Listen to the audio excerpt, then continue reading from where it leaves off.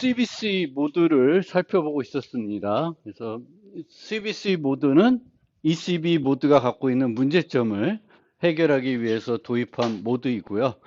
CBC 모드는 이제 평문을 암호할 때 평문 블럭을 독립적으로 암호하지 않고 이전 암호 블럭을 XOR해서 이제 암호를 하게 됩니다. 이제 이렇게 하게 되면은 PI들이 같더라도 그 전까지의 CI 값들이 다르기 때문에 이제 그 평문의 패턴이 암호문 패턴에 나오지 않게 되는 거고요. 단점은 이제 이런 식으로 암호하기 때문에 이제 순차적으로 암호해야 되는 문제점이 있습니다. 그래서 프로세서가 여러 개, 요 칩들이 AS 칩들이 여러 개 있더라도 활용하기 어려운 그런 단점이 있습니다. 그 다음에 이제 이런 식으로 암호하기 때문에 이제 P1을 암호할 때는 사용할 이전 암호문 블럭이 없는 거죠. 그래서 IB 벡터라고 하는 랜덤한 블럭 크기의 값을 만들어 가지고 사용을 하게 됩니다. 이 때문에 이제 CBC 모드로 데이터를 암호하게 되면 최대 두 블럭이 커질 수가 있습니다.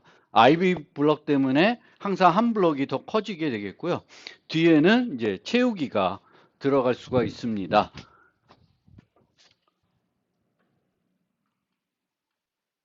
채우기의 경우에는 이제 블럭보다 작으면은 그 블럭을 채울 만큼 이제 채워지게 되겠지만 이제 표준 채우기를 쓸 경우에는 이제 채울 것이 없을 경우에도 한 블럭을 전체를 채우기를 해서 암호화를 하게 됩니다. 그래서 표준 채우기는 이제 그런 방식으로 동작하기 때문에 표준 채우기라면 최대 이제 두 블럭이 늘어날 수가 있고요. IB 벡터를 이제 이런 식으로 사용하기 때문에 원래는 이제 그 암호 알고리즘이 대칭 암호 알고리즘이 결정적인 함수이더라도 이제 IV가 달라지게 되면은 평문이 같더라도 평문과 키가 같더라도 결과가 달라지는 그런 특징을 이런 이점도 있는 거죠. 그리고 평문이 이제 조금만 바뀌더라도 그 이후로는 그 바뀌어진 부분 이후로 암호문 블럭은 다 바뀌게 됩니다.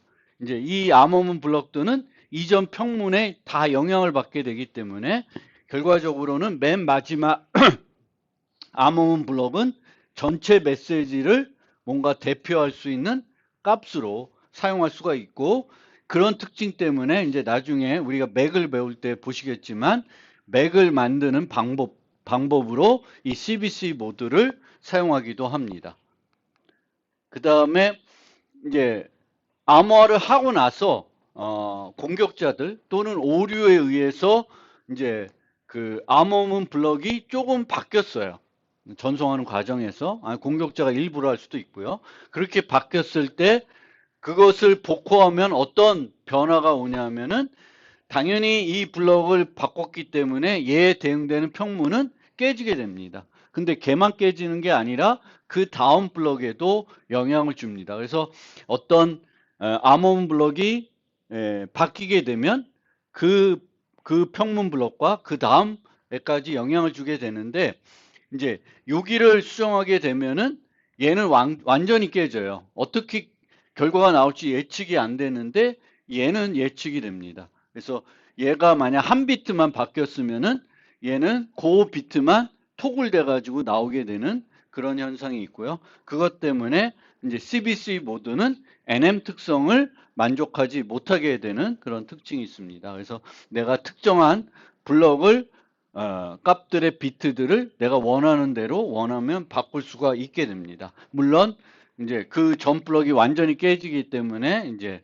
문제가 되긴 하겠지만 이제 어떤 데이터를 암호하냐에 따라서는 내가 의도한 어떤 변화를 줄 수도 있습니다. 그런 면에서 이제 CBC 모드로 암호화를 할 때 나중에 말씀드리겠지만 이제 NM 특성을 만족 못하기 때문에 인증 암호화를 해야 된다. 암호화만 하는 거로 부족하고 이제 거기에 무결성을 뭔가 확인할 수 있는 맥값이 추가적으로 필요하고요. 이 맥값은 평문을 에 대한 맥값을 구하는 게 아니라 이제 인크립트된 맥 방법이라고 해가지고 이제 암호문 전체에 대한 맥 값을 구해서 이제 무결성을 검증하는 걸로 사용을 하게 되고요. 그렇게 됩니다.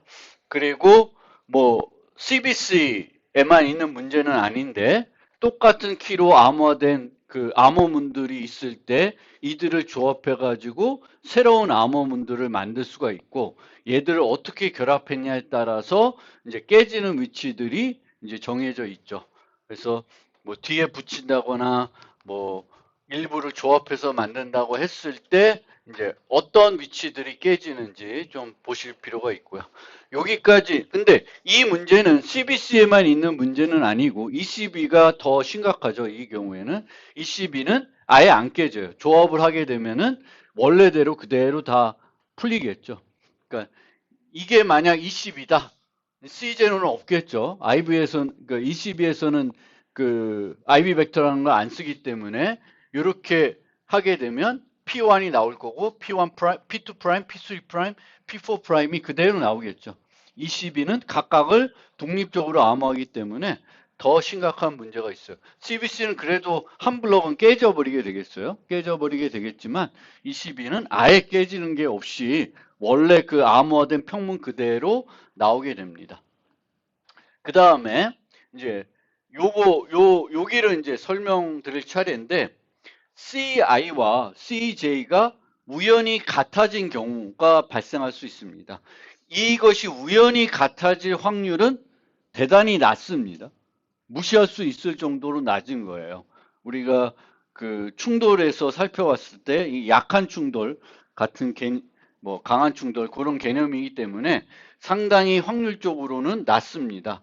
예, 뭐 AS면은 얘가 128비트니까 우연히 두 개의 128비트가 같아질 경우는 이제 드물겠죠.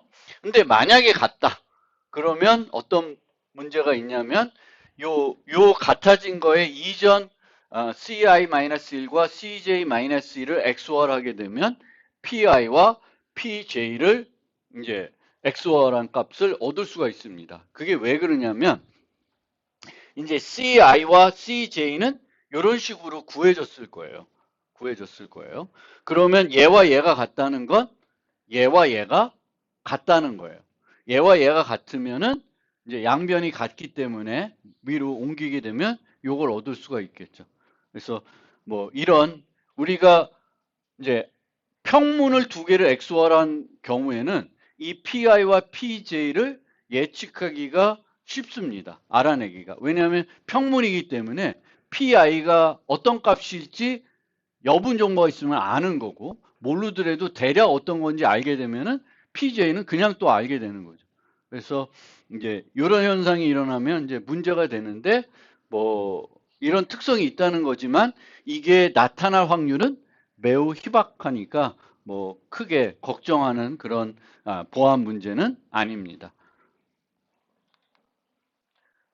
그 다음에 이제 뭐 요 부분은 좀 어려운 내용일 수 있는데 이제 뭘 설명드리고 싶냐면 이제 그 우리가 프로토콜을 이제 암호 프로토콜에서 프로토콜을 진행할 때 상대방이 암호문을 받았습니다. 그러면 이제 이 상대방이 프로토콜의 절차에 따라서 이 암호문을 풀어보겠죠.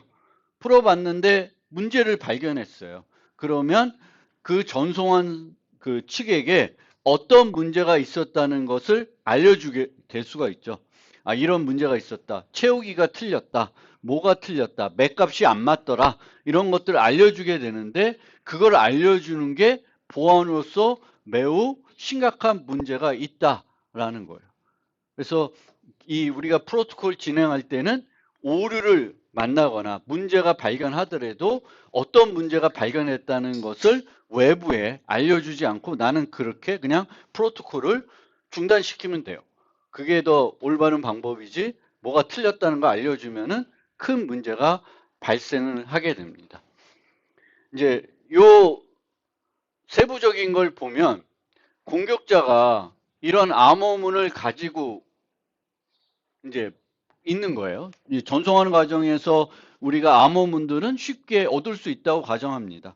그걸 얻어봤자 그걸 해독하기는 그 쉬운 문제는 아니겠지만 이제 이걸 얻었는데 이제 이 프로토콜에서는 메시지를 그 수신자한테 보내면 수신자는 그걸 풀어보고 이 어떤 문제가 있었다는 것을 이제 알려주는 그런 프로토콜이다라고 가정을 해봅시다.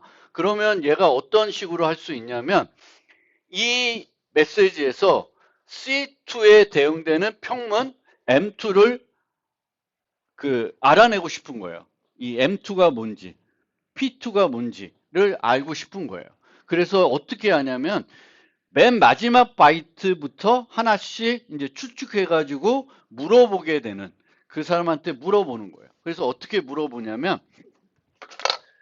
이 길더라도 요만큼만 잘라서 이제 보내는데 그냥 보내지 않고 맨 마지막 이제 C2는 그대로 보내는데 그 앞에 있는 C1에 내가 추측한 게 맨 마지막 바이트가 0xxy로 이제 추측을 하는 거예요.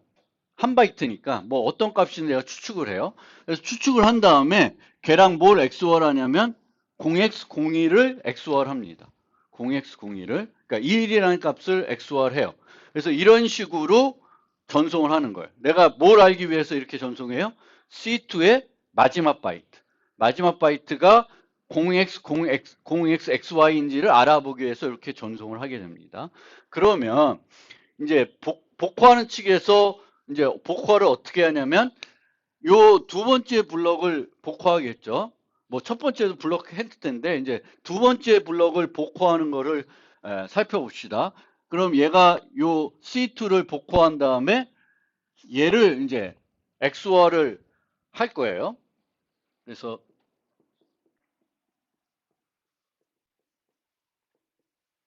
C1을 할 건데 얘는 어떤 값이냐면은 요거는 M2라고 했으니까 M2 C1 XOR C1이 돼서 M2가 나오는 거죠.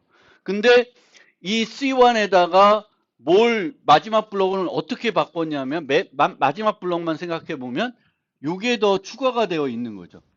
요가 추가되어 있어요. 그러면 만약에 M2가 실제 0xxy였다고 치면 얘가 어떻게 바뀌냐면은 원래 거는 이제 C1에서 없어지겠죠. 그럼 얘가 어떻게 되냐면 0xxy 0x01이 돼요. 그러면 나오는 M2의 맨 마지막 값이 뭐가 돼요?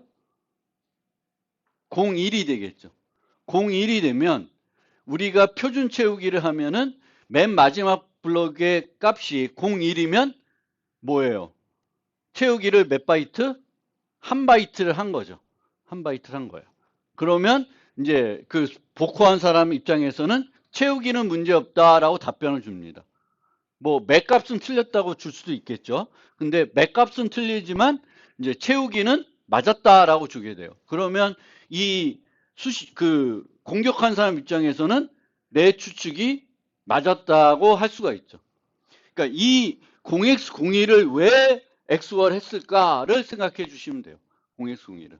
그 다음에 그러면 내가 실제 얘를 알기 위해서는 몇 번 해보면 돼. 이런 과정을. 이게 가능한 값이 256개죠.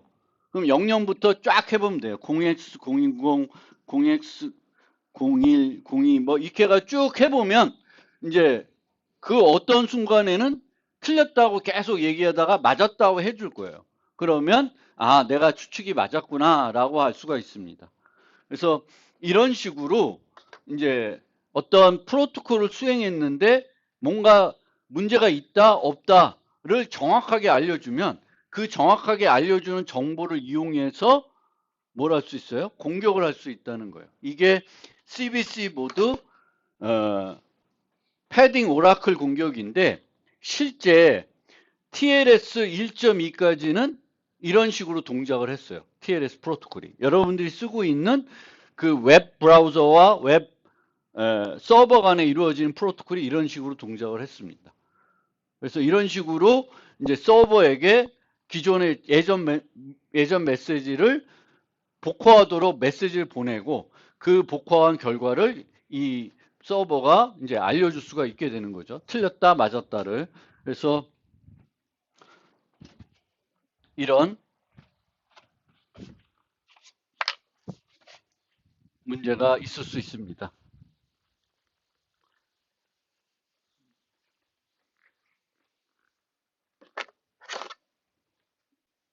요 부분이 뭐 이게 이 부분은 조금 어렵게 느낄 수 있지만 여러분들 요번에 이제 제가 오늘 숙제 하나 과제 내드렸어요. 원래는 시험 기간 전에는 과제를 일주일 전에는 좀 안 내는데 그 7장과 8장 연습 문제를 좀 풀어봐야 이제 중간고사에 대비할 수 있으니까. 근데 거기서 이제 문제 풀어보면은 요런 이제 CBC 모드 암호화에서 요런 특징들을 여러분들이 이해를 하셔야 돼요. 그러니까 공격할 때 어떤 식으로 공격하냐면은 채우기를 우리가 표준 채우기를 하면은 수신자는 제일 먼저 하는 것은 채우기가 맞았냐 틀리냐를 보는 거고 채우기는 어떻게 봐요? 맨 마지막 바이트를 보게 됩니다. 맨 마지막 바이트가 01이면 채우기는 한 바이트가 된 거고 02면 그 다음에 어떻게 할까요? 두 바이트가 채우기가 된 거죠. 그러면 그 앞에 있는 바이트도 또 봐요. 그리고 그 값이 뭐가 돼요? 그 값도 02가 돼야 돼요. 2가 돼야 돼요. 그러니까 그걸 확인하는 거예요. 그걸 확인하거나 그렇게 되게끔 우리가 뭔가 메시지를 액수화하든 뭘 해가지고 그게 나오도록 바뀌면은 이제 수신자는 잘못됐다는 거를 못 발견하는 거죠. 채우기 입장에서. 다른 거에 문제가 될 수 있는데 그래서 그 부분은 여러분들이 좀 시험 문제 풀 때 좀 알아두실 필요는 있을 것 같고요. 그 다음에 이제 두 번째로 설명드릴 암호 모드는 CTR 모드입니다. 그래서 CBC 모드는 물론 문제점이 있어요. 예, NM NM 특성을 만족 못하는 어떤 문제점은 있고 또 다른 문제는 효율성이 별로 안 좋아요. 왜냐하면 순차적으로 계산해야 되기 때문에 그렇습니다. NM 특성도 만족 못하고 어차피 순차적으로 계산해야 되니까 별로이기 때문에 그러면 이제 비슷한 안전성을 가졌지만 조금 더 빠르게 암호화할 수 있는 방법은 없을까 해서 이제 고안해낸 게 CTR 모드입니다. 그래서 CTR 모드는 실제 이 EK라는 우리가 쓰는 대칭 암호화 알고리즘을 이용해서 PI를 암호화하지 않아요. PI를 암호화하지 않고 뭘 암호화하냐면 얘는 NA라고 하는 카운터 값을 암호화를 하고요. 그 결과를 PI와 XOR해서 CI를 암호문을 만들게 됩니다. 결국은 이제 암호 자체는 뭘 이용하냐? XOR이라는 연산을 이용해서 이제 하게 됩니다. 하지만 매번 PI와 PI 플러스 1이 똑같더라도 결국 XOR하는 요 값은 달라지겠죠. 요 블럭마다 이제 이 NI와 이 카운터 값이 하나씩 1 증가하기 때문에 여기서 XOR하는 값은 달라집니다. 달라져요. 그래서 이런 식으로 되는 거고 이렇게 하고 있기 때문에 실제로는 여기서는 대칭 암호 알고리즘을 사용하지 않아도 되는 거죠. 대칭 암호 알고리즘 안 사용하지 않고 키와 이제 양쪽에서만 알고 있는 그 정보만 이용해서 얘를 만들어내면 돼요. 즉 얘를 2.k가 아니라 맥을 이용해서도 할 수가 있어요. 얘를 못 만드는 게 핵심이거든요. 얘를 만들려면 뭐가 필요해? K가 필요한데 K는 송신자와 수신자만 갖고 있는 거예요. 암호환상하고 복호환상을 갖고 있기 때문에 이제 이렇게 실제 이 CTR 모드는 대칭 암호 알고리즘을 이용하지 않고 맥을 이용해서도 이런 식의 암호화를 할 수가 있습니다. 그 다음에 이 암호화하는 것과 복호하는 걸 보면 그 CBC 모드에서 봤던 거나 또는 ECB 모드와 다른 점이 하나 또 있어요. 어떤 점이냐면 여기 보면 여기도 EK고 여기도 뭐예요? EK예요. 원래는 여기에 암호화 함수, 여기에는 뭘 써야 돼요? 복호 함수를 써야 돼요. 근데 양쪽에 암호함수 풀 때도 암호함수를 써요. 그러면 이렇게 하면은 뭐가 좋아지냐면 소프트웨어로 치면 함수를 2개 만들어야 되는데 뭐만 만들면 돼요? 하나만 만들면 돼요. 근데 소프트웨어에서는 뭐 함수를 2개 만들든 하나 만들든 큰 문제는 없지만 물론 소프트웨어 크기는 줄어들겠죠. 더 좋은 점은 뭐냐면은 얘를 그 하드웨어로 제작한다. 칩으로 만든다. 그러면 훨씬 더 소형으로 만들 수가 있어요. 왜? 2개의 회로가 필요한 게 아니에요. 암호하는 회로와 복호하는 회로가 필요한 게 아니라 암호하는 회로만 가지고 암호화 복호화를 다 할 수 있습니다. 그러면 이 NI들은 이제 쭉쭉쭉쭉 하나씩 증가해서 이제 쓰는 거예요. 그러면 이제 P1은 N1을 이용하겠죠. 그럼 N1은 저쪽 수신자가 알아야 되잖아요. 그럼 수신자를 그걸 어떻게 알려주냐면 N0를 만들어서 주는 거예요. 그 N0가 뭐가 되냐면 IB 벡터가 되는 거예요. N0가 이제 IB 벡터. 그래서 CTR 모드는 CBC 모드와 마찬가지로 IB 벡터가 필요하고 이 IB 벡터는 뭐의 초기 값이냐면은 카운터 값의 초기 값이 되는 거예요. 랜덤하게 만든 다음에 일씩 증가시켜서 만들게 됩니다. 그래서 이 CTR 모드도 IB 벡터가 필요해요. IB 벡터.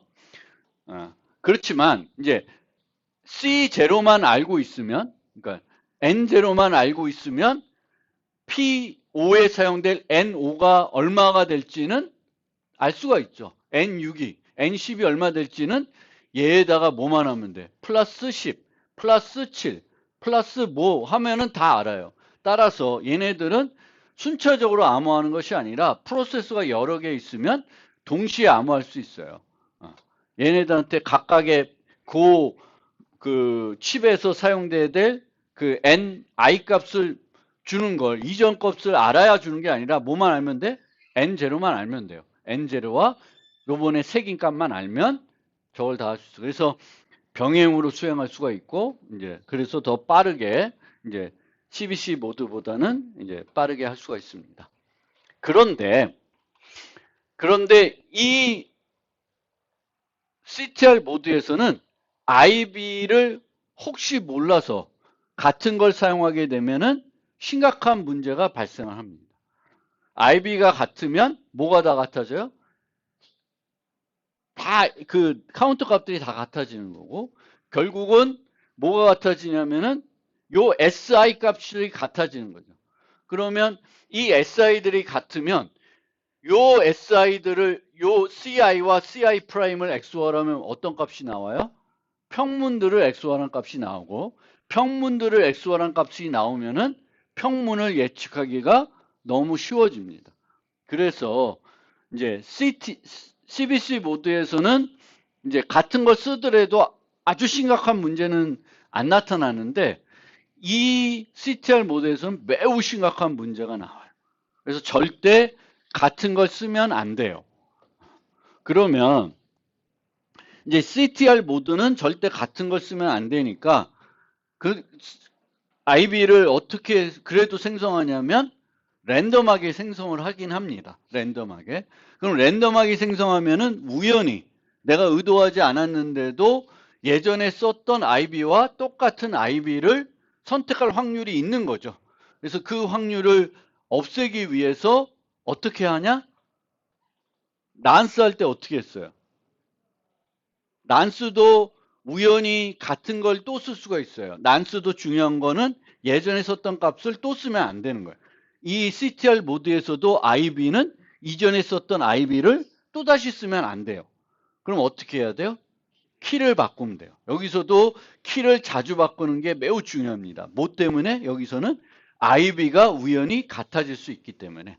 그 다음에 이제 랜덤하게 선택을 해서 얘와 얘가 다르지만 얘가 이런 식으로 중첩이 될 수가 있어요. 그렇죠? 그럼 이 부분은 같아지잖아요. 중첩이 돼서 얘가 뭐 어떤 값인데 플러스 한 10한 값이 어떤 쓰는 랜덤한 또 IV 값이 될 수 있어요. 그럼 일부가 겹쳐집니다. 그래서 그 문제를 해결하기 위해서 주로 쓰는 게 뭐냐면은 128빛 비트가 필요한 거예요. 128비트. 그럼 128비트를 랜덤하게 생성하지 않습니다. 뭐만 120 랜덤하게 생성하면은 앞에 96비트만 랜덤하게 생성하고 나머지는 다 0으로 초기화를 해요. 그러면 앞에 96비트가 같아지지 않는 한 뭐가 안 돼? 중첩이 안 됩니다. 그래서 그렇게 하는 거를 우리가 자주 보통 만들고요. 그러니까 96비트의 랜덤 값 플러스 32비트 카운터. 그러니까 그 초기 IB 값은 96비트는 랜덤하고 끝에 32비트는 다 0으로 이제 시작하는 거예요. 그럼 여기 1, 2 더하는 거고 저렇게 하는 이유는 중첩이 안 되는 거고요. 키를 물론 당연히 자주 그렇게 함에도 이제 교체를 해줄 필요가 있고요. 또 하나 이제 쓰는 방법 중에 하나는 sieve라고 해서 저 IB를 랜덤하게 생성하지 않고 내가 암호화하는 메시지를 이용해 가지고 만드는 방법도 있어요. 메시지를 이용해서 만드는 이유는 뭐냐면은 메시지가 달라지면 IB도 자동적으로 달라지게끔 하는 이유인데 저 방법보다는 위 두 가지 방법이 더 중요한 방법인 것 같습니다. 중첩이 안 되게 96비트만 랜덤하게 생성하고 우연히 그 생성된 96비트가 같아질 수가 있으니까 이제 그 키를 적절한 시기에 바꿔줘야 되는 그렇게 하는 게 중요한 거고요. 그 다음에 얘는 채우기가 필요 없어요. 왜 채우기가 필요 없냐? 이제 마지막이에요, 얘가. 그럼 얘가 128비트가 블럭 크기인데 그 중에 조금밖에 안 돼. 그러면 여기도 나오는 것도 128비트잖아요. 그럼 어떻게 하면 되겠어요? 그거에 앞부분만 이용해 가지고 얘를 암호해서 CN을 만들면 돼요. 그러니까 얘는 뭐가 필요 없어요? 채우기가 필요 없어요. 채우기가 필요 없지만 얘는 여전히 블럭 그 암호문의 크기는 한 블럭은 늘어나요. 뭐 때문에? IV. 그 초기 카운터 값인 IV 때문에 한 블럭 늘어나요. ECB는 이제 얘는 채우기 때문에 늘어날 수 있고요. IB는 안 쓰고요. CBC는 IB와 채우기가 다 이제 필요한 그런 모드가 되겠습니다. 그러면 이제 CTR 모드는 빠르게 암호할 수 있는 이점이 있고 병행으로 암호할 수 있는 이점이 있고요. 그런 이점이 있고 그리고 그 칩으로 만들게 되면 그 암호 함수만 만들어도 되는 이점이 있습니다. 그러면 나머지 어떤 문제들을 살펴보면은 얘는 PI에 오류가 있으면 뭐에만 영향을 줘요? CI에만 영향을 줘요. 아까 CBC는 PI가 약간 바뀌면 뭐도 영향을 줘요? CI뿐만 아니라 CI 프라임에도 영향을 주고요. 끝까지 계속 바뀌어요. 근데 얘는 안 바뀌어요.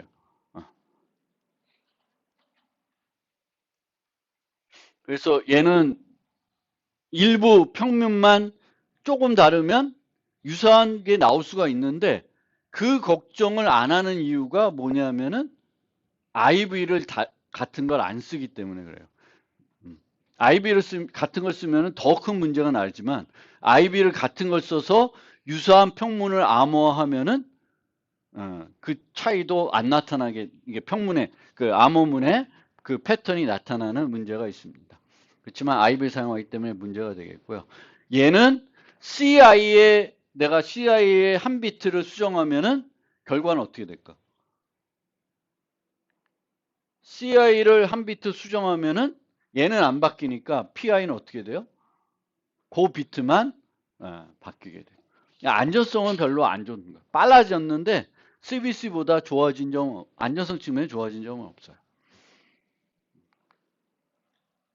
그래서 얘도 NM 특성을 만족 못합니다. 그러니까 어차피 이제 결론적으로 말하면 어차피 CBC도 완벽하지가 못해요. 근데 속도 측면에서는 CTR보다는 느린 거예요. 그래서 어떻게 하냐면 그냥 CTR 모드로 데이터들을 암호하고 인증 암호화를 해서 그 문제들, 뭐 NM 특성을 만족 못하는 문제들인지 이런 조작 문제들을 이제 해결하는 거고요. 이 CTR 모드 쓸 때는 저 IB에 대해서 철저히 조심해서 저 표준적인 방법으로 IB들을 생성을 해야 됩니다.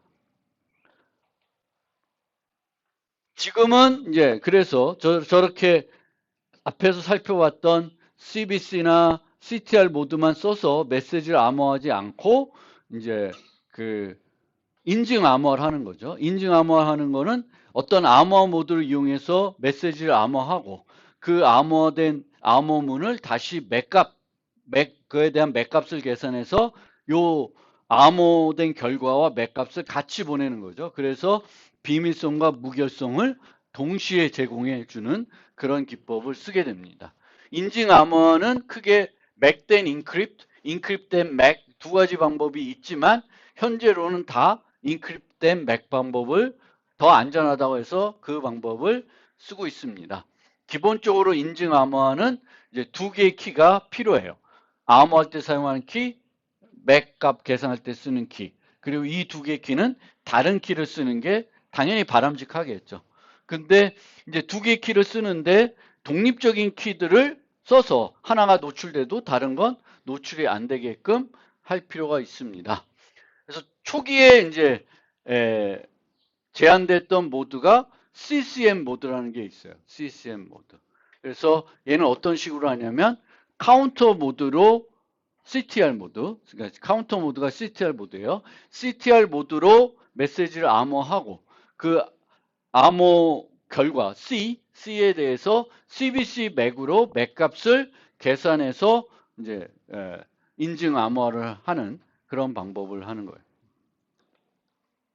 아, 아, 그게 아니라 예, CCM 모드는 이제 요 인크립트 맥된 인크립 방식을 쓰는 거죠. 맥된 인크립 방식을 쓰는 그런 모드입니다. 그래서 메시지 한 CBC 맥을 계산하고 메시지와 맥값을 CTR 모드로 암호화하는 방식이 되겠습니다. 그래서 이 방식은 투패스라고 하는데 투패스라는 건 뭐냐면은 한번 어쨌든 암호하고 그 다음에 그거 끝나고 나서 다시 맥값을 계산하는 아니면 순차적으로 이루어지는 암호화 맥 계산이 순차적으로 얘는 이제 맥을 먼저 계산하고 그 다음에 암호화를 하는 그런 방식이 되겠죠.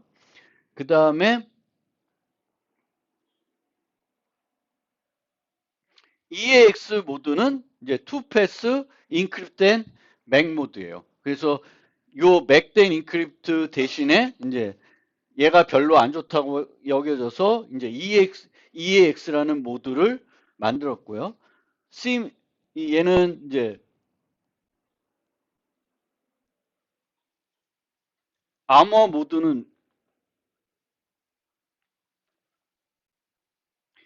얘도 뭐 여기에는 안 나와 있는데 아마 CTR 모드로 메시지를 암호하고 그 결과를 CMAC을 이용해서 이제 맥값을 계산해서 이제 전달하는 그런 방식이 이제 EAX 모드라고 하시면 되겠습니다.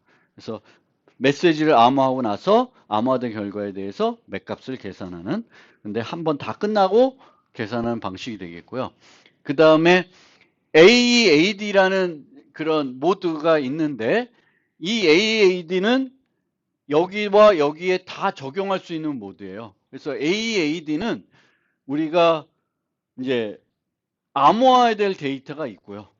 암호화해서 비밀성을 보장할 필요는 없지만 같이 보내야 되는 데이터가 있을 수 있습니다.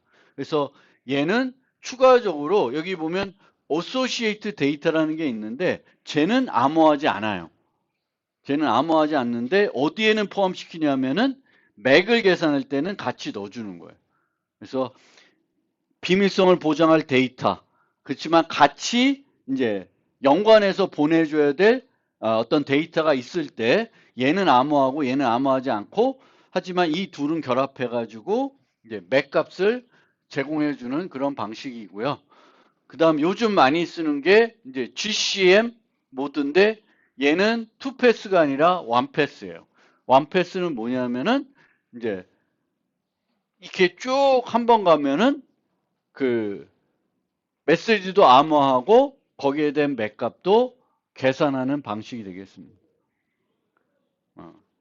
우리가 생각할 때는 얘 두 개와 그거랑 투패스나 원패스의 큰 차이를 못 느끼는데, 그러니까 이게 투패스라는 건 뭐냐면 폼은 하나 있고 그 다음에 폼은 있는 거예요.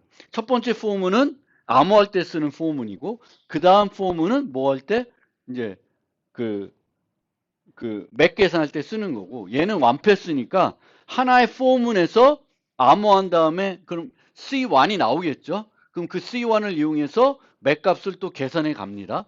그 다음에 그러면 C2를 만들겠죠. 그럼 그 C2와 이전에 만들었던 또 그 C1에 대한 맥 값을 또 개업해서 맥 값을 늘려나가고요. 그런 식으로 쭉 끝나면, 하나의 for 루프가 끝나면은 암호문도 나오고 이제 맥 값도 나오는 그런 방식입니다. 그래서 예, 어쨌든 얘가 더 쓰는데, 우리 입장에선 뭐 둘 다 그래도 ON 똑같은 거잖아요. ON 두 개를 하나, 폼을 하나로 하나, 뭐 비슷한데 별 차이 없는 것 같지만, 어쨌든 요즘은 이런 식으로 투패스가 아니라 원패스로 진행을 해가지고 계산합니다. 얘가 다 끝나고 나서야 얘를 하는 게 아니라 가면서 같이 진행해 나가게 되겠습니다. 그리고 이제 이 방식은 다 블럭 아머를 가정하는데, 블럭 아머뿐만 아니라 요즘은 이제 스트림 아머도 이제 그 간혹 사용하고 있기 때문에, 요 차차 20 폴리 1350은 이제 그 스트림 아머를 이용하는 이제 투패스 프로토 투패스 인증 아머 모드가 되겠습니다. 그래서